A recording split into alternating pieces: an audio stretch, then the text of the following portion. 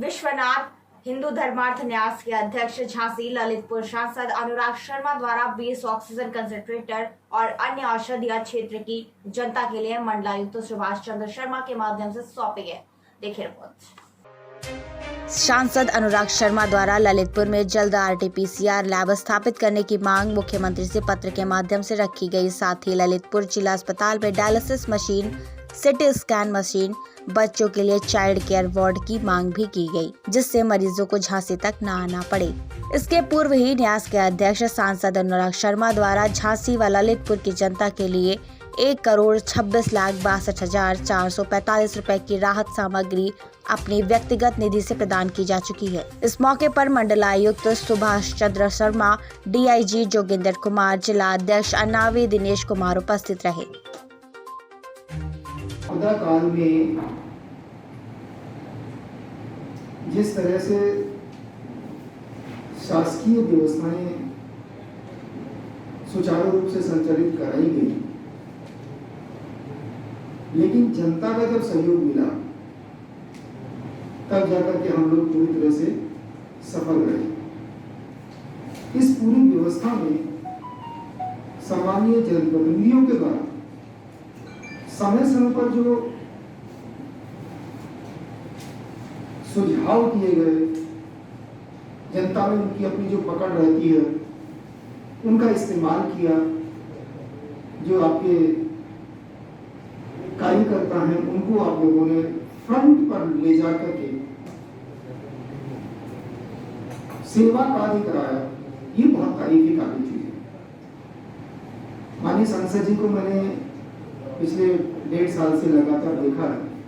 इन दोनों लहरों में बड़ी चिंता की है, अक्सर उससे और वही इश्यूज पर बात की जहां जो स्टैंडर्ड है, जो स्तर है, वो काफी ऊपर लेवल का था। लोकल लेवल पर सब लोग अधिकारी लोग मैनेज कर रहे हैं, कुछ कर रहे हैं। बड़ा जो कार्य था उस पर अक्सर मुझसे चर्चाएं करते रहे। जैसे यहाँ का सीपी बाजार का ये रेलवे ब्रिज, हमारा ये ग्वालियर जो फाटक है रेलवे वाला क्रॉसिंग, उस पर नए ब्रिज के निर्माण की स्थिति, पानी वाली धर्मशालाएं, इस तरह की जो वाटर बॉडीज हैं, ओवरऑल स्मार्ट सिटी के प्रोजेक्ट्स, बड़े सड़क, और हाँ एक बहुत बड़ा काम तो शायद आप लोगों में से कई लोग नहीं जानते हो, ललितपुर में बल्क ड्रग एक पार्क की स्थापना करने में, बल्क ड्रग पार्क हिंदुस्तान में केवल 2 ही बनने हैं, 3 बनने हैं। उनमें से एक यहां लेकर के आना काफी खैरस्तान हुई। बड़े इश्यूज पर जो बात होती है ना, सांसद जी का बहुत बड़ा सहयोग रहता है।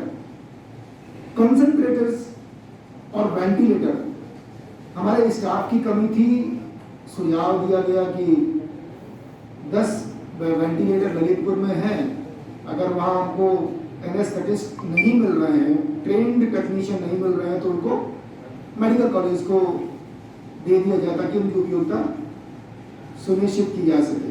वो प्रयास किया गया, माना कि वो बहुत ज्यादा सफल नहीं हो पाया, पर एक जो सोच थी, जिसके पीछे जो भावना थी, वो बड़ी पवित्र थी।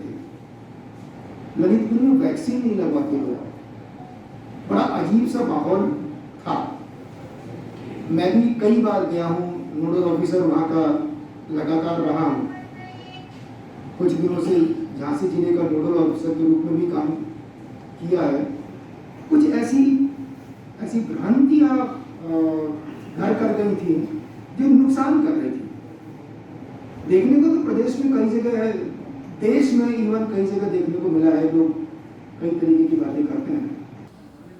जी देखिए, ललितपुर मेरे संसदीय क्षेत्र का बहुत एक अहम जिला है और क्षेत्रफल क्योंकि बहुत बड़ा है ललितपुर का, और ललितपुर में शुरू से ही मेडिकल की व्यवस्थाएं पूरी नहीं थी।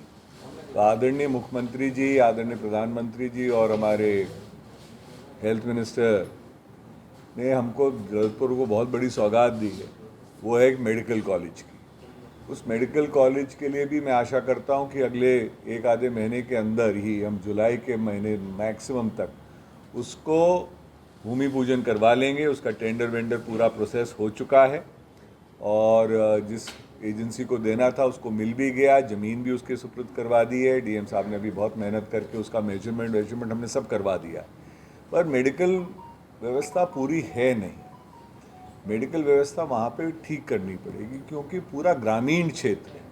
ग्रामीण क्षेत्रों में इतने डॉक्टर होते नहीं, जैसे आप सभी को पता है, और ललितपुर में विशेष रूप से नहीं है, क्योंकि बहुत दूर दराज के इलाके हैं, तो ना प्राइवेट सेक्टर में है ना गवर्नमेंट में है। तो इसलिए ललितपुर के लिए विशेष ध्यान रखा जाता है कि मेरी हमेशा यही प्रयास रहता है कि वहाँ पे हम कुछ ना कुछ कराते रहें। अभी जैसे हमने 6 बाईपैप मशीन्स दी थी, काढ़ा बहुत बड़े रूप में वितरण हुआ है, हर गांव में ही वर्चुअली चली जा रहा है। पिछले एक हफ्ता 10 दिन के अंदर मैंने सब जगह वो करवा दिया था। ऐसे ही हमने ललितपुर में ऑक्सीमीटर्स, क्योंकि गांव में आदमी को होता क्या है, वो सोचता है उसको खाली बुखार हो गया, वो ऑक्सीजन नहीं लेता, और जब एकदम से सांस उसकी कम हो जाती है या उसको दिक्कत आने लगती है तब वो हॉस्पिटल भागता है। तब तक बहुत लेट हो जाता है, 4 या 5 दिन गुजर गए होते हैं। तो कोशिश ये करी, इसलिए ऑक्सीमीटर्स भी पहुंचा दिए गए। अब ऑक्सीजन कॉन्सेंट्रेटर्स इसलिए दे रहे हैं क्योंकि जब तक प्लांट भी लगेंगे 1 या 2, पर फिर भी क्षेत्रफल बहुत दूर है, बहुत दूर दूर से लोग आएंगे। नारायण से आएंगे, मडावरा में है, बिरदा है, बार है, जाखलौन है, जखोरा है, बहुत दूर दूर जगह है वहाँ पर। क्योंकि अक्सर मैं गांव में जाता रहता हूँ तो खुद ही 1-1, 1.5, 2-2 घंटा लगता है। अगर मदनपुर की हम बात करें तो मदनपुर तो मेरे को 2.5 घंटा लग जाता है ललितपुर से पहुँचने में। मदनपुर वाले तो अक्सर बेचारे, क्योंकि ज़िले में पूरी व्यवस्था नहीं होती, तो दूसरे मध्य प्रदेश में जाते हैं। इसलिए ये व्यवस्थाओं को देखते हुए कोशिश यही कर रहे हैं कि ललितपुर अगली वेव के लिए हम तैयार करें और ललितपुर के लोगों को वहाँ पे पूरी की पूरा मेडिकल का ट्रीटमेंट जो उनका है वो वहीं पे हो जाए। इसलिए अभी हमारे पास, क्योंकि चालू नहीं हो पाए थे, पर इस बार डीएम साहब ने बहुत मेहनत करी, हमारे वहाँ के सीएमओ साहब भी लगे रहे, गर्ग साहब, तो अभी हमारे वेंटिलेटर ज़रूर चालू हो गए। अब एक बार पूरा ऑक्सीजन प्लांट लग जाएगा तो हम वहाँ पे पूरा एक आईसीयू का प्रोविज़न कर लेंगे। अभी जैसे कमिश्नर साहब ने कहा कि अगले संक्रमण में डर इस चीज़ का है कि बच्चों में नहीं कहीं फैल जाएगी, तो वहाँ पे पीडियाट्रिक आईसीयू ललितपुर में भी क्रिएट करना बहुत ज़रूरी हो जाएगा। और ललितपुर में क्योंकि टेक्निकल स्टाफ नहीं है, तो मैं हमेशा गवर्नमेंट से आग्रह करता आया हूँ, और अभी मुख्यमंत्री जब आए थे तो उस दिन भी मैंने मुख्यमंत्री जी से भी आग्रह किया था कि जितने भी हमारे वैसे बच्चे हैं जो इस तरीके की रुचि रखते हों, इनको हम हमारे पास झांसी में भी है और ललितपुर में भी है स्किल डेवलपमेंट सेंटर। इन स्किल डेवलपमेंट सेंटर्स में हम इनको ट्रेनिंग की व्यवस्था कराएं। मुझे बहुत खुशी है इस बात की कि मुख्यमंत्री जी उसके लिए बोल के आदेश भी देके गए हैं, और परसों हमारे आदरणीय स्किल डेवलपमेंट मंत्रालय, भारत सरकार, महेंद्र नाथ पांडे जी ने भी उसके लिए परमिशन दे दी है। तो वहाँ पे अब ये स्किल डेवलपमेंट के लिए दोनों जगह पे ही नहीं, पूरे प्रदेश में इनको शुरू करवा दिया जाए।